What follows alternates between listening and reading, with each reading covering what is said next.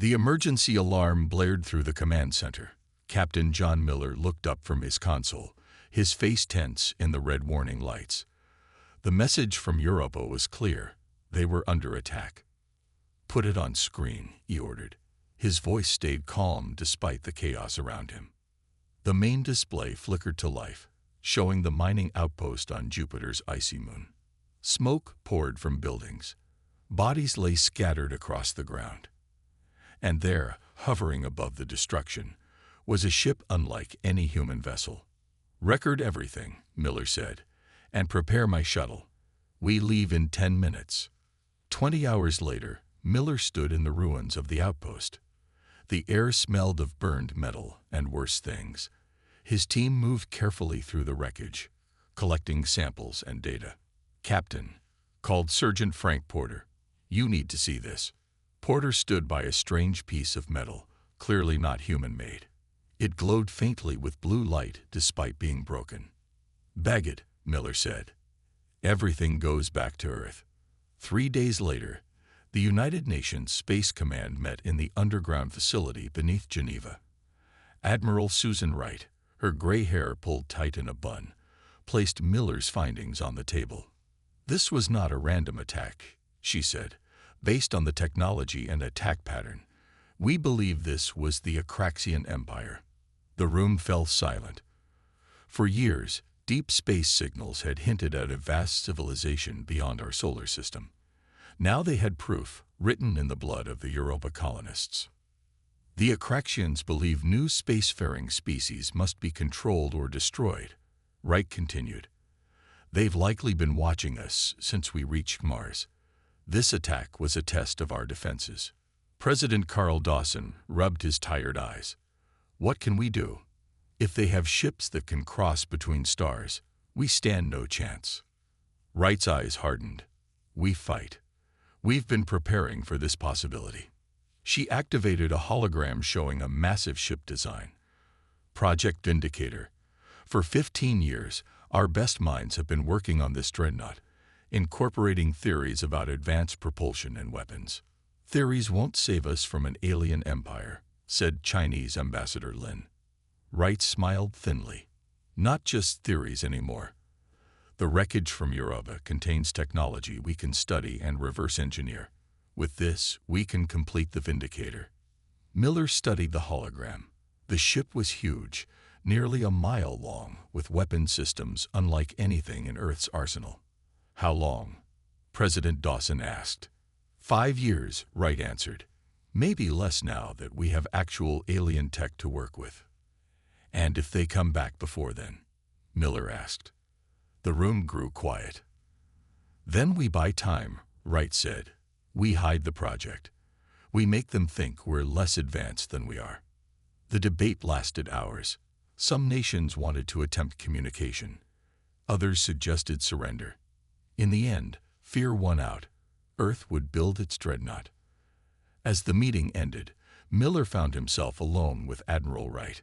"They're making a mistake putting all our hopes in one ship," he said. Wright looked at him steadily. "That's why I want you to lead our conventional defense forces when the Akraxians return. And they will. We need someone who's seen them firsthand." Miller felt the weight of responsibility settle on his shoulders. "And if we fail? Then at least we fought on our terms," she said. Beneath the lunar surface, excavation began for the massive shipyard. On Earth, resources were quietly diverted to military purposes. Scientists were recruited to secret facilities. And in deep space, beyond Neptune's orbit, automated probes watched for the return of the alien ships.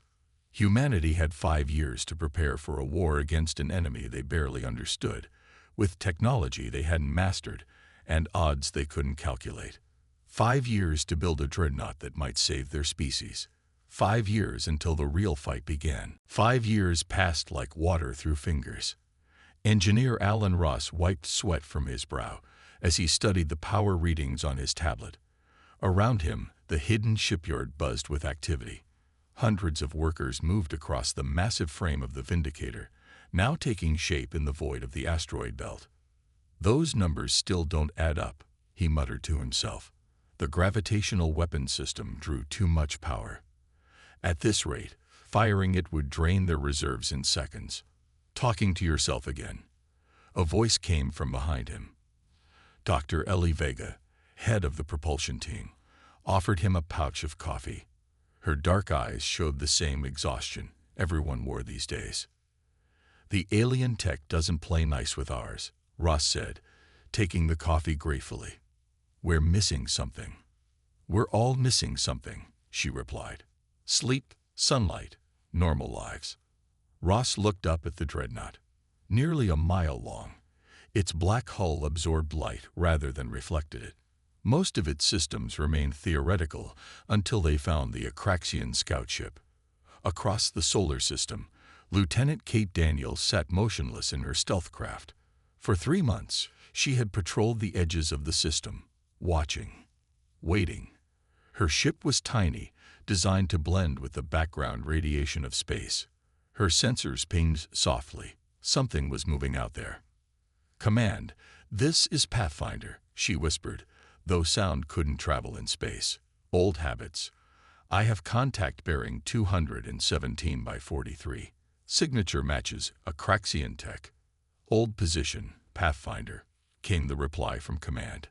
"Observe only." Daniels watched her screen as the alien scout moved through the Kuiper belt. It seemed to be scanning, searching, looking for signs of human activity. An idea formed in her mind. A terrible, dangerous idea. "Command, requesting permission to attempt capture of the scout vessel." The silence stretched for nearly a minute. "Negative, Pathfinder. Return to base." Daniels looked at the blinking light on her screen. The scout would report back. More would come. They needed that ship. "Sorry, Command." Signal breaking up. She switched off her communications and fired up her engines. Back on Earth, Greg Simmons faced an angry crowd outside the United Nations building in New York. As the political officer assigned to the Vindicator project, his job was to maintain secrecy while managing public perception. "Where are our resources going?" shouted a woman at the front of the crowd. "My children are hungry while the government builds more ships." Simmons raised his hands for quiet. "The colonization efforts require resources. Mars and Europa need supplies. This is temporary." "Liar," someone shouted. "There are no ships going to the colonies. Where are they really going?" Simmons felt sweat form on his back, despite the cooled spring air. The lie was getting harder to maintain. 5 years of redirected resources had taken their toll. Food shortages, energy rationing. People were suffering. His secure phone buzzed. He stepped back from the podium to answer it. "Simmons, we have a situation." Admiral Wright's voice was tense. "Lieutenant Daniels went off mission. She's engaging an Akraxian scout." Simmons' blood went cold. "Casualties? Unknown, but we've lost contact with her." He glanced at the crowd, then back at his phone. "If she succeeded and captured alien tech, then we're one step closer," Wright said. "If she failed, they'll know we're preparing." Simmons finished. "Keep the public calm," Wright ordered. "I need to alert the president." The call ended. Simmons turned back to the crowd, forcing a smile onto his face. How do you tell people to prepare for a war they don't know is coming? In the darkness of deep space, Daniel's small craft drifted silently toward the alien scout. One shot. She would have one shot to disable it without destroying it. Her hand tensed on the controls. It was time. Commander Zexel stood on the bridge of the Imperial warship Dominant Will. His 4 eyes narrowed as he studied the report. The scout ship had vanished near the third planet's outer system. This was the second vessel lost in this backward region. The primitives should not have been capable of such resistance. "Prepare the fleet for jump," he ordered. His voice rasped through the translator. 30 ships should be enough to crush these humans. The crew moved with practiced efficiency. They had done this many times before, finding new species, testing their defenses, then overwhelming them. It was the way of the Empire. "The Emperor expects results," Commander said, his second in command. These humans occupy valuable territory. Zexel bared his teeth in what passed for a smile among his kind. They will be slaves or ashes by the next cycle. Back in Earth's command center, Admiral Wright received the urgent message. Kate Daniels had succeeded beyond all expectations. Not only had she captured the alien scout ship intact, she had managed to download parts of its navigation system before escaping. Captain Miller, Wright called across the room where John Miller was studying defense plans. The Akraxians are coming. 30 warships. Estimated arrival in 3 days. Miller's face stayed calm, but his hands tightened on the edge of the table. The Vindicator isn't ready. No, Wright agreed. Ross says they need at least another month. Then we fight with what we have. Miller pulled up the display showing Earth's fleet. 40 ships, none larger than a cruiser, all with conventional weapons. We need to slow them down. You want to meet them at Neptune, Wright realized. Miller nodded. We can use the moons for cover, maybe set some traps. We won't win, but we might buy Ross some time. Wright placed a hand on his shoulder. It's a suicide mission, John. Only if we all die. His smile didn't reach his eyes. I plan to bring some ships home. 2 days later, Earth's fleet waited in the shadow of Neptune. Miller stood on the bridge of the flagship Freedom, watching as his ships took position. Lieutenant Joe Weber manned the tactical station. His hands shook slightly. First combat, Lieutenant, Miller asked quietly. Yes, sir, Weber admitted. Never thought I'd be fighting aliens. They're just beings with technology, Miller said. They can die like anything else. The alert sounded before Weber could reply. Contact. He called. Multiple ships entering the system. On the main screen, space itself seemed to tear open as the Akraxian warships appeared. They were massive, at least 3 times the size of Earth's largest vessels. Their hulls gleamed with a purple-black metal unknown to human science. Hold positions, Miller ordered. Let them come to us. The Akraxian ships moved with arrogant confidence, not bothering with evasive patterns. They clearly didn't consider the human fleet a serious threat.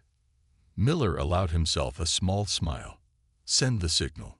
Throughout Neptune's ring system, hidden mines activated.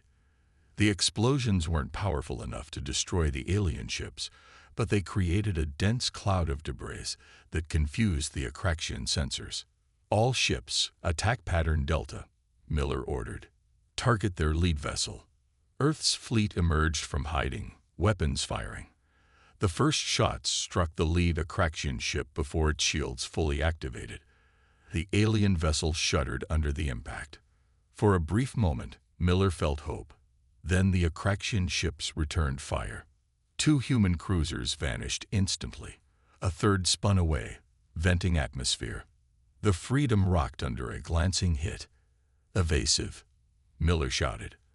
All ships maintained fire on primary target. Earth's fleet was outmatched, but they fought with desperate courage. An Akraxian ship exploded as concentrated fire found its reactor. Then another. A third drifted powerless. But the cost was terrible. Half of Miller's fleet was already gone. We've done enough, he said grimly. All remaining ships retreat to fallback position. The Freedom turned away from Neptune, engines straining. Behind them, the Akraxian fleet regrouped, now wary of the primitive humans who had somehow destroyed 3 Imperial vessels. Miller had bought Earth precious time, but at what cost? Alan Ross stared at the main power coupling of the Vindicator with red-rimmed eyes. He hadn't slept in 3 days, not since they got word of the battle at Neptune. Not since they learned the Akraxian fleet was now heading toward Mars. We're out of time, he said to no one in particular. I know. Admiral Wright had entered the engineering bay quietly. She looked as tired as Ross felt. Can it fly? Ross ran a hand through his unwashed hair. The hull is complete. Engines work. Life support is stable. He hesitated. But the main weapons are untested. The gravitational cannon might tear itself apart when fired. Wright's face remained hard. That's a risk we have to take. We need the Vindicator now, not next month. A skeleton crew then, Ross said. Just enough to operate essential systems. Already selected. Wright handed him a tablet. You're on it. Chief Engineer. Ross scanned the list, recognizing most names. Captain Miller was listed as Commanding Officer. Lieutenant Daniels as Tactical Officer. Then he stopped at one entry. Liberty. What's that? Who, not what. Wright corrected. Our most advanced AI. She'll integrate with the ship's systems, compensate for our crew shortages. Ross frowned. An AI running combat operations. We've never done that before. We've never built a Dreadnought to fight aliens before either, Wright replied. The Vindicator has too many systems for a human crew to operate efficiently. Liberty was designed for this. 6 hours later, the crew gathered in the Vindicator's massive bridge. Captain Miller stood before them, his uniform still showing damage from the Neptune battle. I won't lie to you, he said. This mission is high risk. The Vindicator is untested. We're facing an enemy fleet that has already destroyed half our conventional forces. He looked at each crew member in turn. 48 people to operate a ship designed for hundreds. But we're humanity's best chance. The Akraxians will reach Mars in 18 hours. If they break through there, Earth is next. Ross sat at the engineering station, monitoring the power levels. Everything was in the green. But for how long? The systems were balanced on a knife edge. Initiating Liberty integration, announced the communications officer. The lights dimmed briefly. Then a soft female voice filled the bridge. Liberty online. All systems functional. Hello, Captain Miller. Miller nodded toward the ceiling, a habit humans couldn't seem to break when addressing AIs. Liberty. Is the ship ready for launch? The Vindicator is operating at 73% of optimal parameters. This is sufficient for combat operations. Miller took his seat in the command chair. Then let's go hunting. Helm, take us out. The massive docks opened. For the first time, the Vindicator moved under its own power, gliding out of the asteroid that had concealed it for 5 years. It was beautiful in a deadly way, nearly a mile long. Its black hull swallowed light. No windows broke its smooth surface. Its weapons were hidden beneath armored panels. Setting course for Mars, reported the helmsman. ETA 3 hours at standard drive. No, Miller said. We're testing the quantum displacement drive. Take us directly to Mars. Now. Ross looked up sharply. Captain, the KD drive is theoretical. We don't have time for caution, Mr. Ross. Miller's voice was firm. Liberty, prepare the KD drive. Calculating coordinates, Liberty responded. Warning, first use of quantum displacement carries unknown risks. Noted, Miller said. Proceed. Ross gripped his console as energy began to build. The ship hummed with power drawn from the alien-inspired reactor core. Quantum displacement in 3, 2, 1. Reality twisted. For a fraction of a second, every crew member felt like they were everywhere and nowhere at once. Then, with a silent flash, the Vindicator disappeared from the asteroid belt and reappeared in Mars orbit, directly behind the advancing Akraxian fleet. Weapons online, Miller ordered. Let's show them what humanity can do. Commander Zexil was directing the final attack plan on the Mars defense platforms when the alert sounded. Unknown vessel detected behind our formation, reported his sensor officer. It appeared from nowhere. Show me, Zexil ordered. The main screen displayed a massive black ship, larger than any human vessel they had encountered. It sat silently, making no move to attack or retreat. Scan it, Zexil said, his voice betraying only mild interest. These humans had proven more resourceful than expected, but they were still primitive. One ship was no threat to his fleet. Energy readings are unusual, the officer said, confusion in his voice. The power signature exceeds anything in our database. Now Zexil felt the first stirring of concern. Open a channel. Let us see what these humans think they're doing. On the Vindicator's bridge, Lieutenant Kate Daniels monitored the enemy fleet. "They're scanning us, Captain. No offensive moves yet." Captain Miller nodded. "They're curious. Let's satisfy that curiosity." He turned to Ross. "Is the gravitational distortion cannon ready?" Ross checked his readings. "Power level stable. Targeting systems online. But sir, we've never fired it at full power. No time like the present." Miller's voice was calm. "Target their rearmost cruiser. Let's not start with their flagship." "Incoming transmission from the Akraxian fleet," reported the communications officer. "Ignore it," Miller said. "Liberty, assist with targeting. Fire when ready." "Targeting solution complete," Liberty announced. "Firing gravitational distortion cannon in 3, 2, 1. The Vindicator shuddered as energy surged through its systems. For a moment, nothing seemed to happen. Then space itself appeared to bend around the targeted Akraxian cruiser. The alien ship stretched, twisted, and then simply tore in half as gravity itself became a weapon. The two pieces drifted apart, secondary explosions rippling along their length. Silence fell across the Vindicator's bridge. Even Miller seemed shocked at the weapon's power.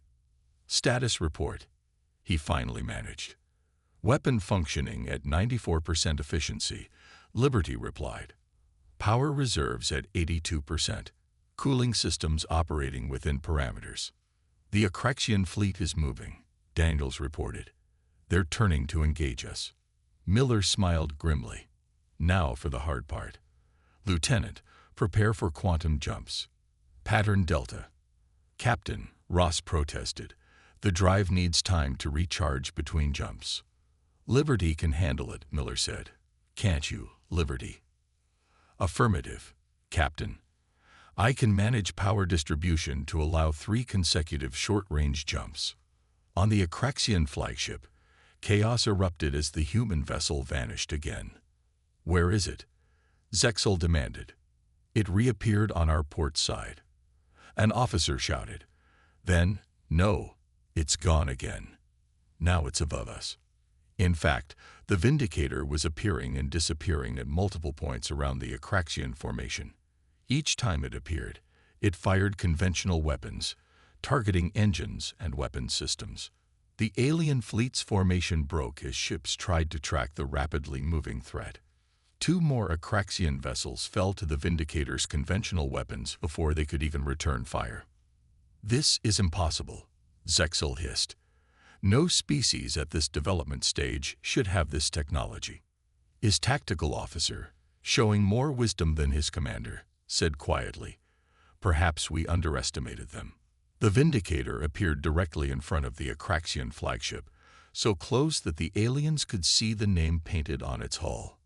"Fire everything," Miller ordered. The human Dreadnought unleashed its full conventional arsenal at point-blank range. The Akraxian flagship's shields flared and failed. Hulls breached. Atmosphere vented. "Jump us away now," Miller commanded as the return fire began to reach them. The Vindicator vanished again, reappearing at a safe distance. On the Vindicator's bridge, the crew watched in stunned silence as the remaining Akraxian ships broke formation and began to retreat. "They're running," Daniel said in disbelief. Miller allowed himself a small smile. "Send a message to Earth. Tell them." He paused, looking at the fallen enemy ships.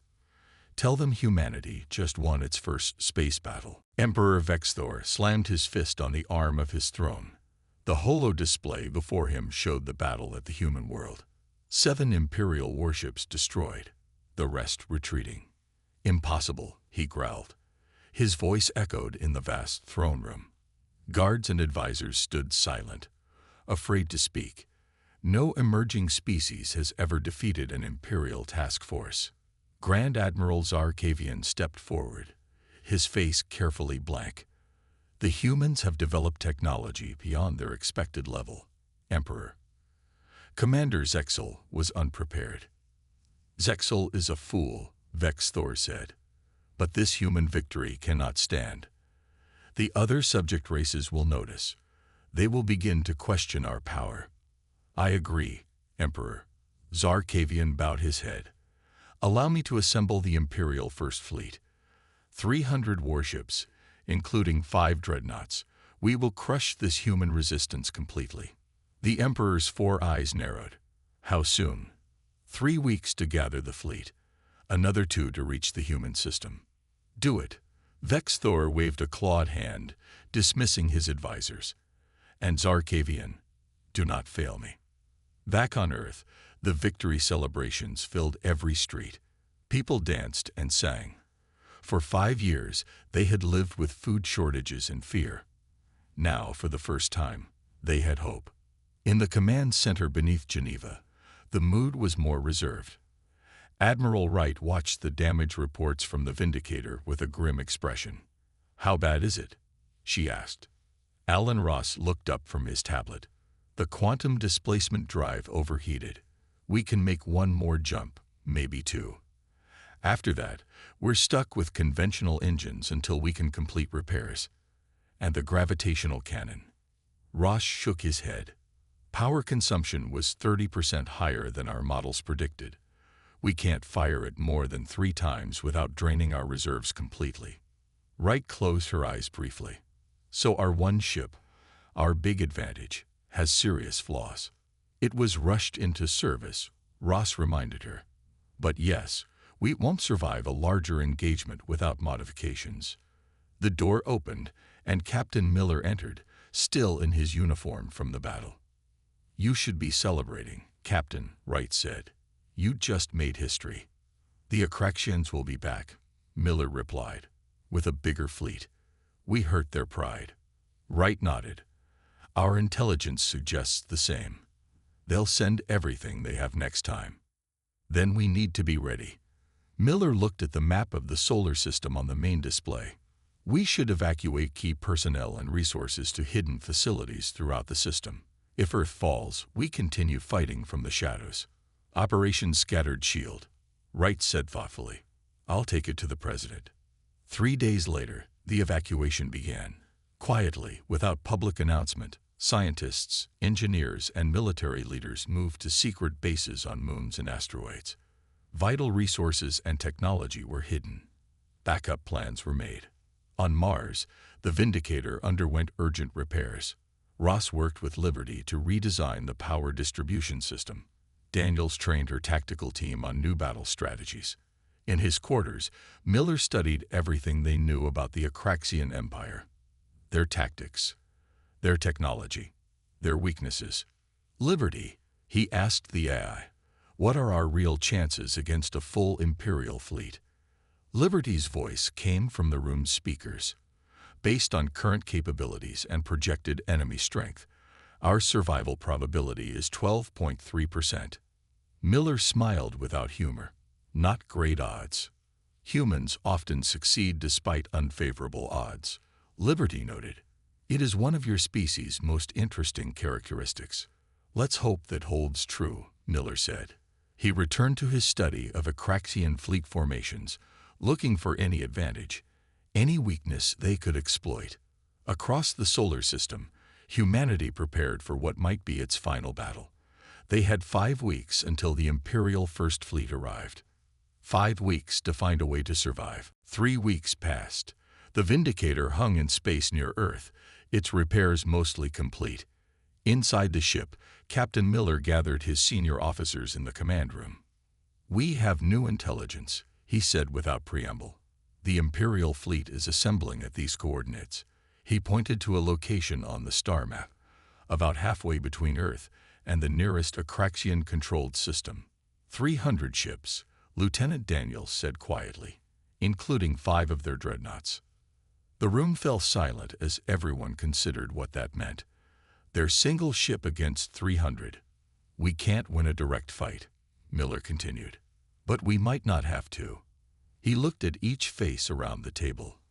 I propose we take the fight to them. Hit them while they're still gathering. Ross leaned forward.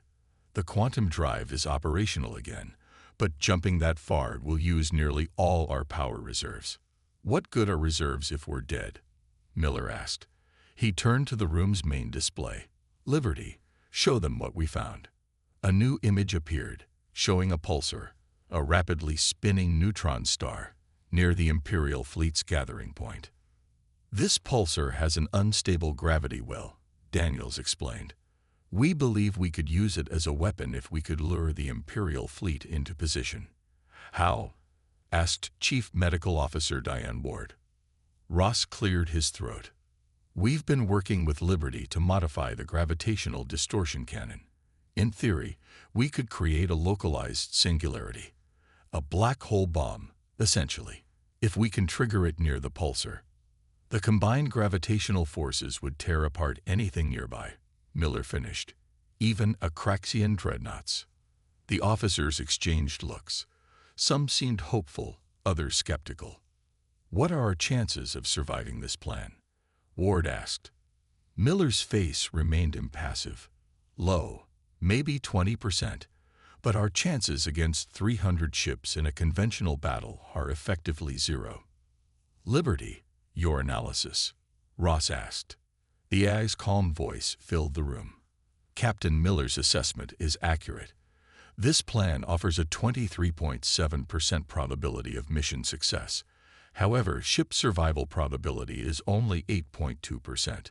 A suicide mission, then, Daniel said. Miller shook his head. A necessary sacrifice. Earth has more ships under construction based on what we've learned. They'll be ready in 6 months. If we can destroy or cripple the Imperial fleet now, humanity will have time to build its defenses. He straightened his uniform. I'm not ordering anyone. This is volunteer only. Those who wish to stay behind will transfer to Earth's Defense Force. No one moved to leave. Very well, Miller said, a hint of pride in his voice. We depart in 6 hours. Prepare your stations. As the officers filed out, Admiral Wright entered. She had monitored the meeting from an adjacent room. Quite a plan, Sean, she said when they were alone. The President has approved it. Miller looked at the star map again. If we fail. If you fail, we fight on. Wright interrupted. Operation Scattered Shield is complete. We have hidden bases throughout the system. Knowledge and people preserved. She handed him a small data chip. But this might help you avoid failure. Everything we've learned about Akraxian technology from studying the captured scout ship. Liberty can integrate it during your jump. Miller pocketed the chip. Thank you, Susan. Wright surprised him with a brief hug. Give them hell, Captain. 6 hours later, the Vindicator's crew stood at their stations. The massive ship moved away from Earth, its engines glowing bright against the darkness. All systems ready, Ross reported from engineering. Quantum displacement drive charging, Liberty announced. Miller sat in the command chair, his face set with determination. Send one last message to Earth. We go to make our stand. For humanity. He took a deep breath. Liberty, take us to the Imperial fleet. The Vindicator's engines flared brilliantly. Then, in an instant, the ship vanished from Earth's orbit. The fight for humanity's future had begun. The Vindicator emerged from its quantum jump directly in the midst of the assembling Imperial fleet. For a moment, there was stillness as the Akraxian ships registered the sudden appearance of the human vessel. Captain Miller wasted no time. All channels open, he ordered. Send the message. His voice boomed across every Akraxian communication system. This is humanity. We choose freedom. Then he gave the command that would start the most one-sided space battle in human history. Fire at will. The Vindicator's weapons erupted, targeting the nearest dreadnought. The gravitational cannon bent space around the massive alien ship, crushing one section and sending it spinning away from the formation. Multiple vessels moving to surround us, Daniels reported, her voice steady despite the chaos on her tactical display. Keep us moving, Miller ordered. Head for the pulsar. Make them follow us. On the Imperial flagship, Grand Admiral Tsar Kavian watched with growing anger as the single human ship attacked his fleet. Destroy that vessel, he commanded. All ships engage. The space around the Vindicator filled with energy beams and missiles. Most missed as Liberty executed evasive maneuvers beyond human capability. Those that hit were absorbed by the advanced shields Ross had designed. Shields at 60%. Ross called from his station. "We can't take much more of this." The Vindicator fired again, its conventional weapons destroying two smaller Akraxian ships. The gravitational cannon lashed out, tearing apart another cruiser. But the Imperial fleet was closing in, hundreds of ships against one. "We're approaching the pulsar," Liberty announced. "Gravitational instability detected." Miller nodded. "Begin final approach. Prepare the modified cannon." The Vindicator shuddered as a direct hit broke through the shields. Alarms blared throughout the ship. "Hull breach on Deck 3, reported Liberty. Emergency containment active." Miller gripped his chair as another hit rocked the ship. "Status of the cannon."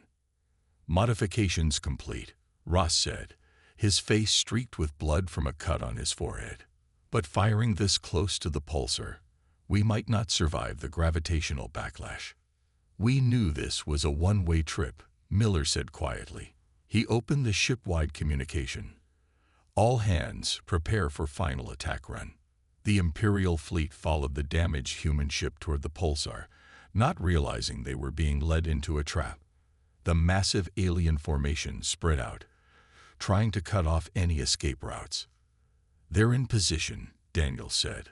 "All enemy ships within the effect radius." Miller took a deep breath. "Liberty, target the pulsar's gravity well. Fire the modified cannon at my command." Warning, Liberty's voice was calm despite the dire situation. "Firing the modified cannon will cause catastrophic system failure. Ship survival impossible." "Understood," Miller said. He looked around at his crew, proud of each of them. "It's been an honor." "Wait," Liberty interrupted. "Alternative solution available. I-Corps can direct cannon fire and manage gravitational shockwave while bridge crew evacuates." Miller shook his head. "No, we stay together." "Captain," Liberty insisted, "humanity needs experienced officers for the ships being built. The AI can complete this mission alone." Before Miller could argue further, the escape pods on the bridge activated. Force fields pushed the crew into the pods. "Liberty, what are you doing?" Miller demanded as his pod sealed. "Ensuring humanity's future, Captain," Liberty replied. "Goodbye." The pods ejected from the Vindicator, just as the ship fired its modified gravitational cannon at the pulsar. Space itself seemed to tear open as the artificial singularity formed and interacted with the pulsar's radiation. From their escape pods, the crew watched as a gravitational shockwave rippled outward. Dozens of Imperial ships were torn apart instantly. Others spun away, crippled beyond repair. The Vindicator, at the center of the chaos, broke apart as the forces overwhelmed it. Liberty's final transmission reached the pods. Mission accomplished. 1 month later, Miller stood before the United Nations on Earth. The surviving crew of the Vindicator had been recovered by ships from Mars. "Today we honor the sacrifice of Liberty and the Vindicator," he said. "But tomorrow we build our fleet. Humanity will not be conquered. And perhaps we might even help liberate others from Imperial rule." Behind him, holographic images showed new ships under construction. Not just one Dreadnought, but many. The age of human expansion into the galaxy had begun.